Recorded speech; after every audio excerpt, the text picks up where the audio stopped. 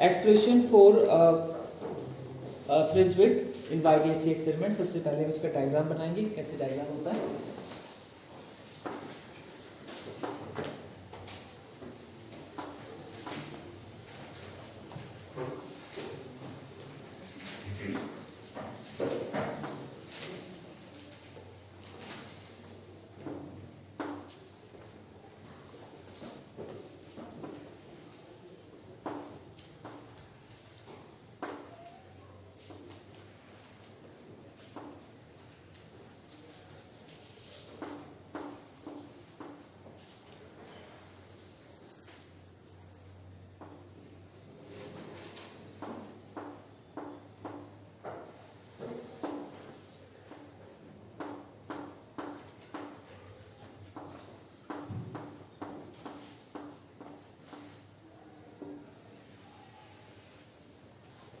This is the screen और यहाँ से डिफरेंट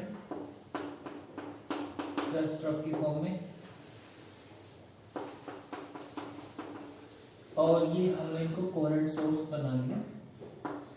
एक सोर्स को स्प्लिट करके दो सोर्स में कन्वर्ट कर दिया। यहाँ से दो लाइन बना लेते हैं, स्लिट के बीच की डिस्टेंस निकल जाएगी इससे।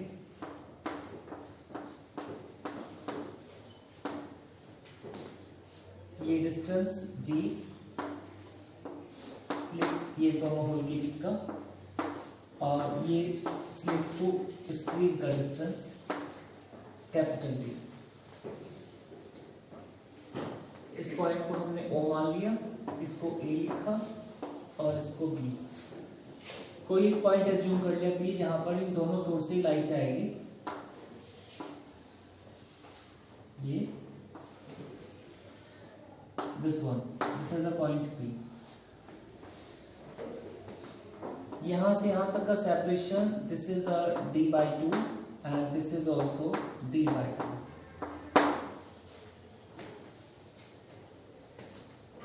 ये पार्ट डिफरेंस इतना एक्स्ट्रा। दो लाइट रेज यहाँ से चला होगा और यहाँ पहुंच होगा। हमें चेक करना है कि ये कौन सी कंडीशन है, ब्राइट में कि डार्क में, और ये डिस्टेंस सेंटर से x पर है पॉइंट। ठीक है,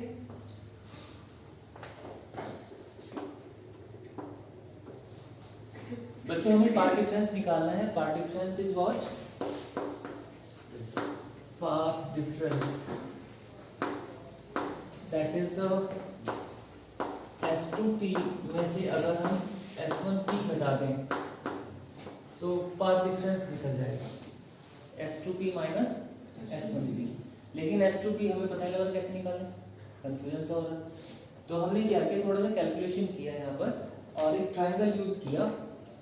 ट्रायंगल देखो मैं कौन सा लिख रहा हूँ, S2PB। देखिए कहाँ पर है, S2PB। ये राइट एंगल ट्रायंगल लिखिए यहाँ से। तो इस राइट एंगल ट्रायंगल में डिस्टेंस D है और यहाँ से लेकर यहाँ तक की डिस्टेंस x ये था, D/2 ये है, x प्लस D/2 का होल स्क्वायर। तो हमने यहाँ से बच्चों S2P का स्क्वायर निकाल दिया पाइथागोरस थ्योरम लगा के, और ये आ गया this side D square plus x plus D/2 का होल स्क्वायर। इतना कंफर्म कर लिया। अब हमें S1PB निकालना है, इसके लिए मैं दूसरा ट्रायंगल ले रहा हूँ, S1PA। देख लीजिए कहाँ पर है, S1PA ये राइट एंगल ट्रायंगल। और यहाँ से भी हम निकाल सकते हैं S1P का whole square, that is D square plus x minus D/2 का होल स्क्वायर। बिकॉज हमें S2P माइनस S1P निकालना है तो हम इसमें से इसको माइनस कर लेते हैं, तो कुछ थोड़ा सा रास्ता निकल के आएगा। तो हमने लिखा S2P का होल स्क्वायर, ये बना इस तरह से S1P is equal to D square plus x plus D/2 minus D square plus x minus G by this one. अब आप थोड़ा मैथ्स आ गया, सोल्व तो कर ही लोगे, आप इसको कैलकुलेट कर लोगे। तो मैं इसको थोड़ा डायरेक्टली लिख रहा हूँ, जो अगली स्टेटमेंट है सीधा 2x डी के इक्वल आ जाएगा ये। तो आफ्टर कैलकुलेशन यूज कर लीजिएगा यहाँ पर S2p, इसको एक बार प्लस में लिख लो, एक बार माइनस में लिख लो, S1p S2p plus S1p। After calculation ये हमारे पास 2xd बचेगा, बाकी सब कट जाएंगे। क्या बचेगा? 2xd। x क्या है? ये वाले डिस्टेंस, और d दोनों स्लिट के बीच का सेपरेशन, 2xd बचेगा। ठीक है। आफ्टर दैट, क्योंकि हमें ये वाली वैल्यू निकालनी है, ये तो नहीं निकालना ना, तो इस वैल्यू को इसके नीचे कर देंगे यहाँ पर। तो इसके बाद हमने लिखा बच्चों S2p minus S1p is equal to 2xd upon S2p plus S1p।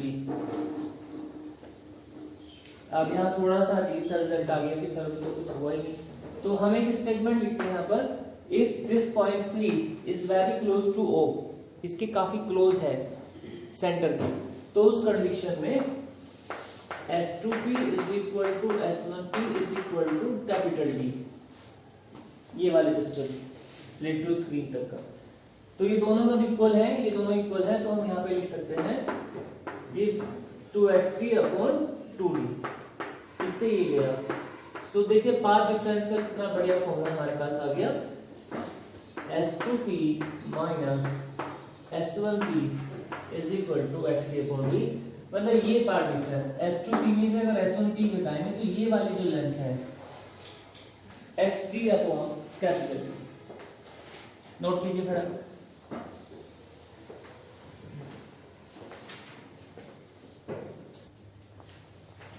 इसके आगे बढ़ते हैं बेटा, क्योंकि यहाँ पर ब्राइट और डार्क फ्रिंज बनने वाली है, तो ब्राइट और डार्क फ्रिंज की पोजीशन निकालनी है सेंटर से। हमें कैसे कैसे निकालते हैं, तो अगला हेडिंग होगा, next heading number 2,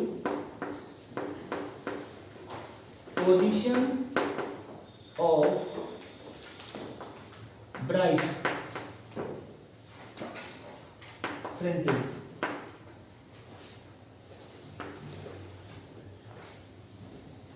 so bright fringes आपको पता है कंसेक्टिव इंटरफेरेंस वाले पार्ट में आता है, कंसेक्टिव इंटरफेरेंस। तो आपको अच्छे से पता होगा कंसेक्टिव इंटरफेरेंस से पार्ट डिफरेंस कल मैंने आपको लिखवाया था, कितना होता था L lambda. So for consecutive interference, for constructive interference लिख लीजिएगा इतना, constructive interference path difference P is equal to L lambda. और एक पाथ डिफरेंस आपने अभी भी निकाला है, P is equal to XD by D, निकाला है ना। दो पार्ट डिफरेंस हो गए, एक कंस्ट्रक्टिव का और एक अभी जो कैलकुलेशन से आया है, इन दोनों को आपस में इक्वल कर लो from equation 1 and 2। So XD upon D is equal to L lambda, और हम यहां से निकालना चाहते हैं x पोजीशन, तो x इज इक्वल टू हो जाएगा हमारे पास n d lambda by d, n t lambda by d। Capital D is the distance between slit to screen, small d distance between two slits, lambda wavelength of source की light की जो wavelength होगा lambda.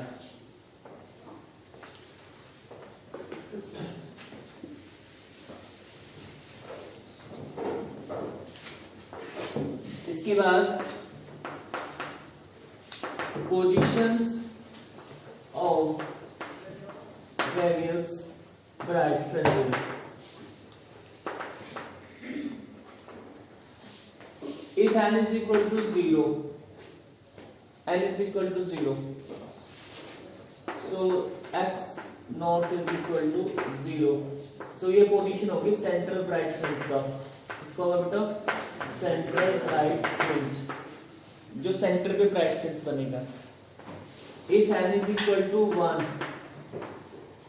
So x is equal to x1, यहाँ पे 1 रख दिया, that is d lambda by D, d lambda by D, it is first position of first bright fringe, रट्टा मार लीजिएगा इस फॉर्मूले, position of first bright fringe, d lambda by d. If n is equal to 2, so x2 is equal to n की जगह 2 आ गया, 2 lambda by d. It is a second bright fringe from the center. For n is equal to n, xn is equal to n d lambda by d. It is a position of nth bright fringe. nth bright fringe.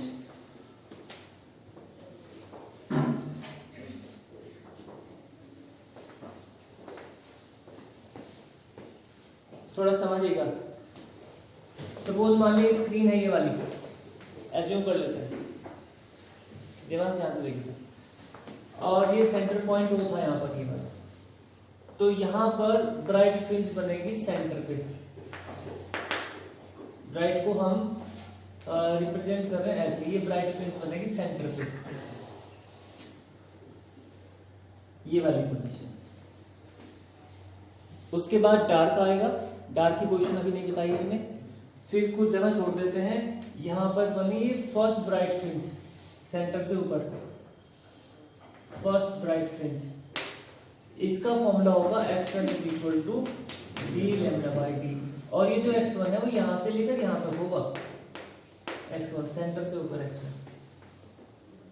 उसके बाद second bright fringe x2, formula क्या होगा 2d lambda by D. यार एक बात है, तुम बहुत बड़े पकाओ बच्चे हो, 2d लैम्डा बाई डी, और थर्ड के लिए 3d लैम्डा बाई डी, ऐसे नीचे नेगेटिव आ जाएगा उसे, फर्स्ट ब्राइट फ्रिंज नीचे को b1 minus d lambda by D, 2d lambda by D, 3d lambda by D, ये लीनियर पोजीशन है सेंटर से,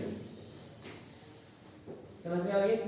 अच्छा, उसके बाद इसी का साथ साथ एंगुलर पोजीशन भी निकाल लेना, अगला पॉइंट लिखिएगा,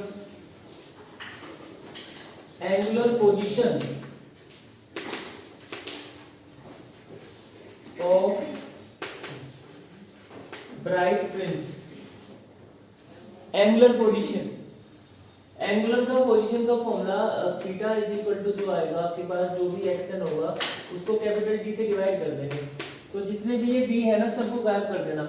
अगर मैं पूछूं आपसे पहली ब्राइट फ्रिंज की एंगुलर पोजीशन कितनी है, तो इसका आंसर होगा lambda by D, capital D गायब कर देना इसका।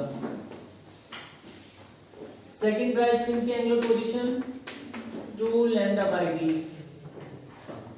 देखो ऐसे निकलेगा ऐसे, जैसे हमारे फर्स्ट ब्राइट फ्रिंज है, यहाँ पर यहाँ से निकालना है, तो ये वाला एंगल थीटा 1, देखो बच्चों यहाँ से एंगुलर पोजीशन टेंसो फर्स्ट ब्राइट फ्रिंज का एंगुलर पोजीशन, ये तो लीनियर पोजीशन था, जब एंगुलर पोजीशन निकालेंगे तो इस डी से डिवाइड कर देना, सेकंड जो ऊपर बनेगा उसका ये थीटा 2 लैम्डा बाई डी,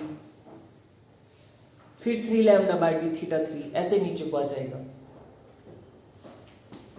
याद करो पहले इतना सेक्शन।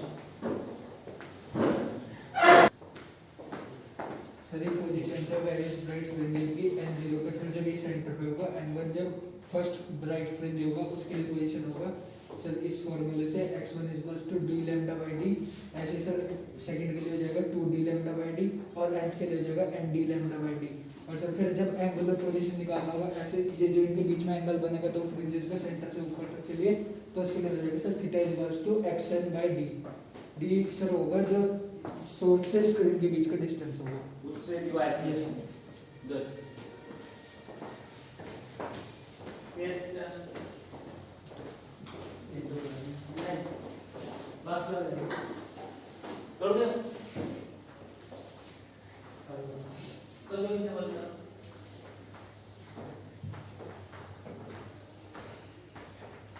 कोई और बच्चा कुछ बताना चाहता है आप लोग? सर ब्राइट फ्रिंज की पोजीशन बतानी है, अगर सर सेंटर से है तो n की वैल्यू 0 हो जाएगी सर, और फॉर्मूला n d लैम्डा। आपसे क्वेश्चन पूछा कि ब्राइट फ्रिंज और डार्क फ्रिंज क्यों बनती है, तो आपका आंसर क्या होगा? सर सुपरपोज होने का भी सब सुपरपोज होने, जब आपने सर एक सोर्स को दो सोर्स में कन्वर्ट किया सेम फ्रीक्वेंसी वाले को, तो उनकी इंटेंसिटी बोलो।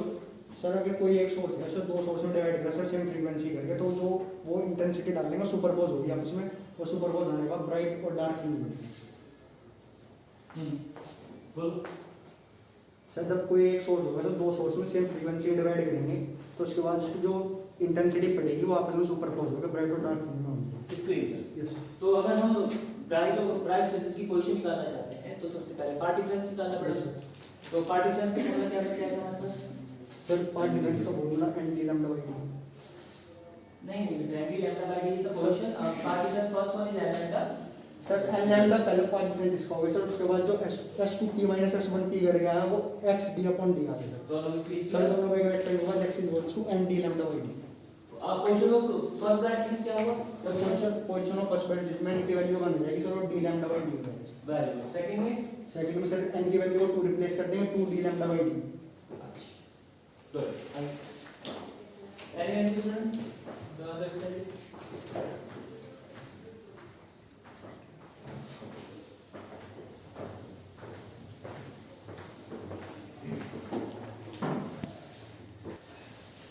Third point,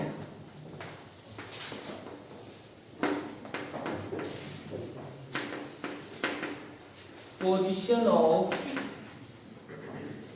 dark fringes. Position of dark, जहां पर क्रस्ट रफ पे पड़ रहा होगा, डार्क पॉइंट्स आ रहा होगा स्क्रीन पर। So we have the path difference after calculation, we have the result same as that xt upon d। ये तो वही सेम रहेगा फॉर्मूला जो आप पिछले सबसे शुरू में करके आए थे, और जो हमने कल पढ़ा था उसके हिसाब से वो पार्ट डिफरेंस था। कल वैसे मैंने प्लस वाला कराया था, लेकिन यहाँ माइनस वाला यूज होगा बिकॉज यहाँ पर n जीरो वाला प्लेस ऑलरेडी एंगेज हो चुका है, यहाँ पर n 1 से स्टार्ट होगा। जहाँ पर n 0 से स्टार्ट हो वहां तो फॉर्मूला लगाएंगे आप 2n प्लस वाला लैम्डा बाई 2, और जहाँ पर 0 ऑलरेडी एंगेज है 1 से स्टार्ट हो रहा है वहां पर 2n माइनस वाला। मैथ्स वाले बच्चे समझ गए होंगे इस चीज को। So path difference 2n minus 1 lambda by 2। यहाँ पे लिख लीजिएगा फॉर डिस्ट्रक्टिव इंटरफेरेंस, इस यहाँ पर for destructive interference path difference is 2n minus 1 lambda by 2।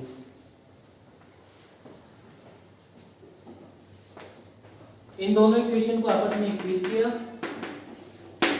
So finally x का फॉर्मूला बन गया हमारे पास 2n minus 1 d lambda by 2। ये देखिए जनरल फॉर्मूला जैसे ब्राइट का आया था उसी टाइप से आ गया 2n minus 1 d lambda by 2।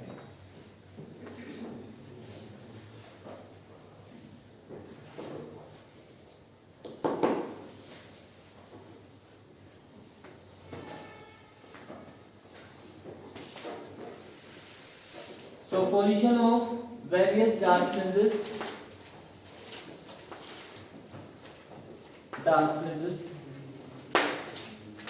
so यहाँ पर एक्सपेंट टेस्ट मान लो, इसकी वैल्यू रखा 1, तो ये आ जाएगा 1/2 d lambda by. Position of first dark fringe half d lambda by, half से स्टार्ट होगा। उसके बाद सेकेंड डार्क फ्रिंज 3/2 डेढ़ लैम्डा 3/2 एंड फिर आ जाएगा 5/2 third dark 5/2 T lambda by T. लिखते रहिएगा।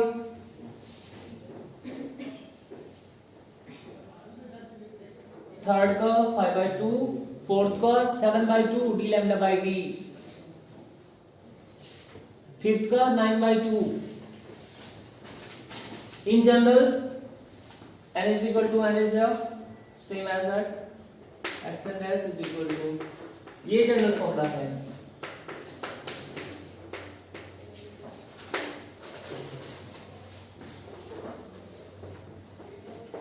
Dark fringes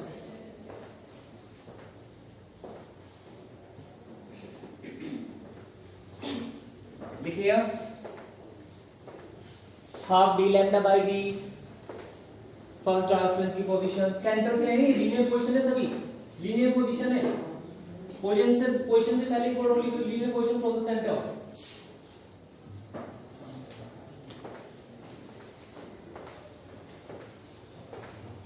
next angular position निकालनी होगी, सब में से कैपिटल टी गायब कर दो, ऐसे ही जैसे किया था एक्शन डैश करके। तो फर्स्ट हाफ फ्रिंज की एंगुलर पोजीशन आ जाएगा half lambda by D, T गायब कर दो, ये 3/2 लैम्डा। सेकंड का एंगुलर पोजीशन निकालो इनका, जल्दी जल्दी निकालो, मैं देख रहा हूं कॉपी आपकी। एंगुलर पोजीशन कैलकुलेट करें, action dash upon capital D,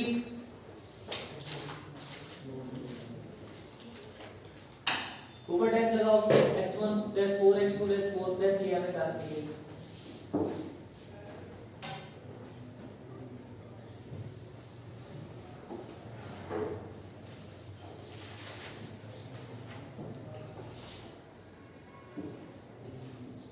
capital D का ध्यान से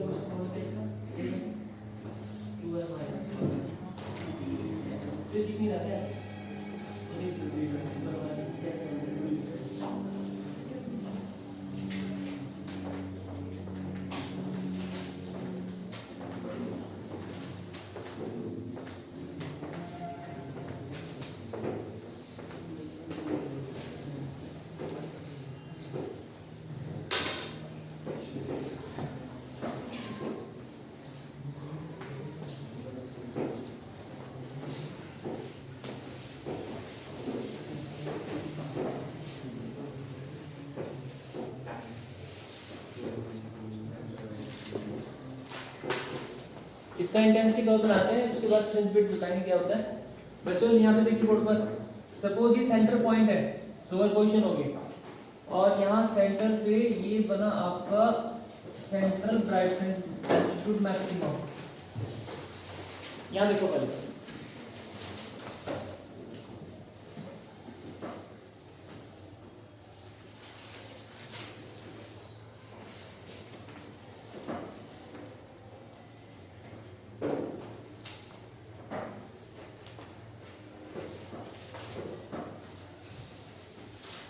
सब बच्चे ध्यान से ऑब्जर्व करें। This is the intensity curve for interference pattern curve है। This is a central bright fringe x0 वाली। What is this? This is a first bright fringe, first bright fringe. इसके बाद next b1,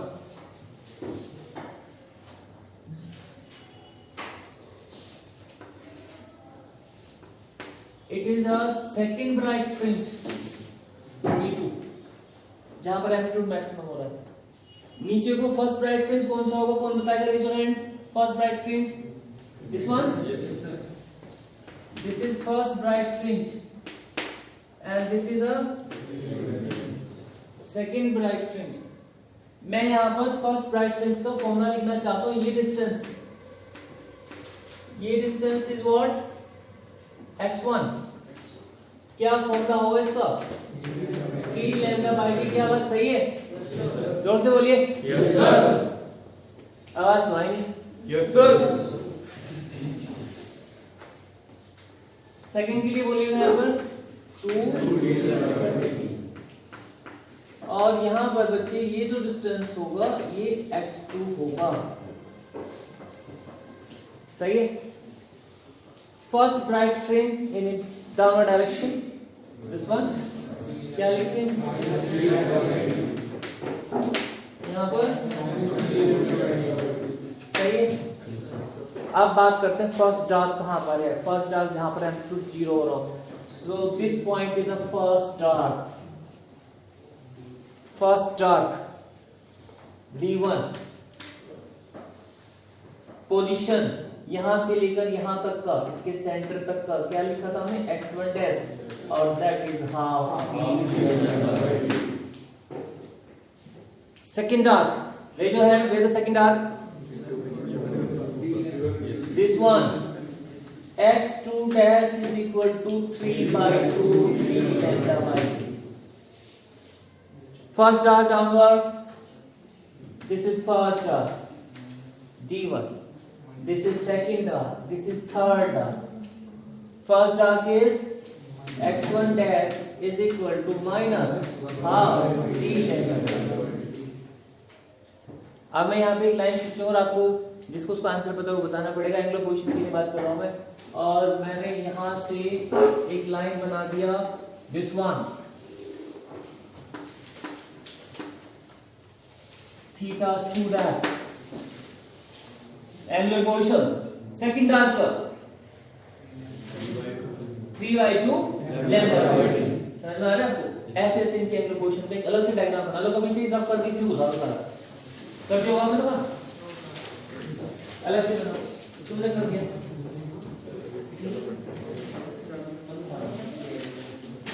good.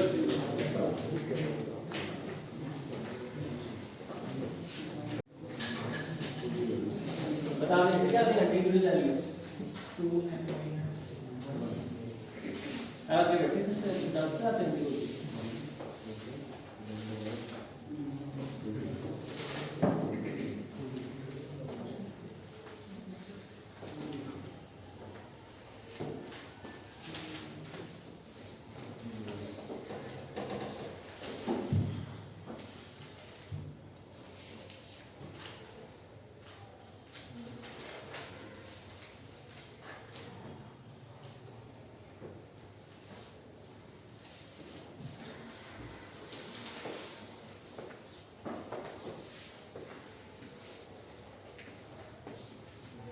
Intensity curve heading डाल के बनाना, इसको intensity curve सीधा बना लेना चाहिए, इसको ऐसे करिए intensity curve of interference pattern.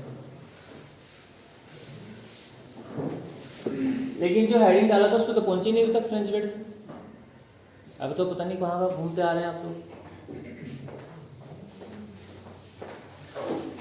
देखो बच्चों, next point number 4, fringe width. चलिए ध्यान से देखिएगा बच्चों, ये जो लेंथ है यहां से लेकर यहां तक का मैक्सिमम टू मैक्सिमम, या फिर निकालो यहां से लेकर यहां तक का डार्क टू डार्क, ये पूरी फ्रिंज की चौड़ाई विड्थ, इसको हम बीटा से रिप्रेजेंट करते हैं। और इस बीटा का फॉर्मूला होता है, मैं डायरेक्ट लिख रहा हूं क्या, D lambda by D, fringe width का फॉर्मूला। दो सक्सेसिव डार्क फ्रिंज के बीच का डिस्टेंस सेपरेशन या टू सक्सेसिव ब्राइट फ्रिंज के बीच का separation, that is fringe width. देखो इसका हेडिंग पड़ा है, इसको ड्राइव खुद करेगा। It is a separation between successive bright और डार्क फ्रिंजेस, जो मैंने आप बता दिया बोर्ड पे। तो आगे सॉल्यूशन देखो, width of the dark fringe separation between two successive bright या फिर डार्क, कोई से दो को उठा के कर लो और रिजल्ट वही आएगा, beta is equal to D lambda by D.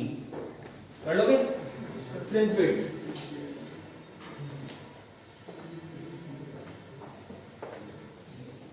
Separation between two successive bright और डार्क फ्रिंज, सीधा बिल्कुल उनकी चौड़ाई कितना है। बच्चों एक पॉइंट और देखो, यहाँ थोड़ा केस स्टडी कर लो। पॉइंट नंबर फर्स्ट, ये जो फ्रिंज विड्थ होती है beta, it is directly proportional to capital D. अगर हम इसको काफी दूर कर दें, इनके बीच का सेपरेशन बढ़ा दें, स्लिट कर दो स्क्रीन का, तो बीटा बड़ा हो जाएगा। ये फ्रिंज विड्थ चौड़ी, ये मतलब जो फ्रिंजेस हैं चौड़ी हो जाएंगी, वाइड हो जाएंगी। सो यहाँ पर आप जनरल फॉर्मूला बना सकते हैं, beta 1 upon beta 2 is equal to b1 upon b2। Second point, beta is directly proportional to wavelength of the source. Beta is directly proportional to lambda, so beta 1 upon beta 2 is equal to lambda 1 upon lambda 2। इसका एक बार board में question आया था कि हमारे पास एक source है, उसकी वेवलेंथ सपोज मान ले 6000 एंगस्ट्रॉम है और उसकी फ्रिंज विड्थ कितने mm की बन रही है। बताइए अगर हम उसकी वेवलेंथ को चेंज करके 2000 एंगस्ट्रॉम कर दें तो बताइए फ्रिंज विड्थ का साइज क्या होगा। So beta 1 upon beta 2 is equal to lambda 1 upon lambda 2 का वैल्यू क्या निकाल सकते, right. The third step is beta is inversely proportional to separation between two slits, this one, ये इन दोनों सोर्स का। अगर इन दोनों सोर्स को यहाँ पे होल को पास कर दे तो टी घट जाएगा, बीटा बड़ा हो जाएगा, और इनको होल को दूर दूर कर दे फ्रिंज विड्थ छोटी हो जाएगी, राइट। ये अगर ट्राई का आपने घर जाके आपने घंटे लगा के दो बार लिख के देख दिया ना, तो मतलब आपको बोर्ड में 5 नंबर तो समझ लो आप पक्की हो गई। और भाई करिए ना बिल्कुल, क्योंकI आप करने वाला बस नहीं हो, और आगे आपकी इच्छा है पास होना चाहते हो कर।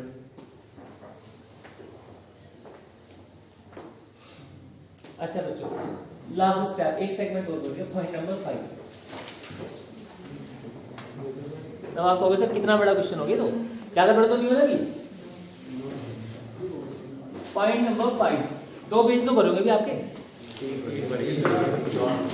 Okay, point number 3। आदित्य अगर हम इस पूरे एपरेटस को पानी में डुबो दें, उठा के वाटर में रख दिया, अब वाटर का कुछ ना कुछ रिफ्रैक्टिव इंडेक्स तो होगा। और आपको मैंने कुछ चीजें आजकल डिस्कस भी हो रही ऑप्टिक्स में, उसने बताया था कि जो भी चीज की लेंथ वगैरह चेंज हो जाती है तो उसको 1/μ टाइम्स कर देते हैं, 1/μ। तो आपसे क्वेश्चन पूछा जाएगा जब पूरा इंटरफेरेंस पैटर्न पूरा एपरेटस YDSC एक्सपेक्टर वाटर में इमर्ज कर दिया, तो उस केस में जो न्यू फ्रिंज विड्थ है beta dash, that is 1/μ multiply beta. समझ गए क्या? रियल टैप वर्चुअल टैप पढ़ा था ना आपने में, same as that same concept है। उसके फ्रिंज विड्थ को रिफ्रैक्टिव इंडेक्स से भाग कर दीजिएगा तो न्यू फ्रिंज विड्थ निकल जाएगा इसलिए आपका, अगर वाटर में इमर्ज हो गए। Finally question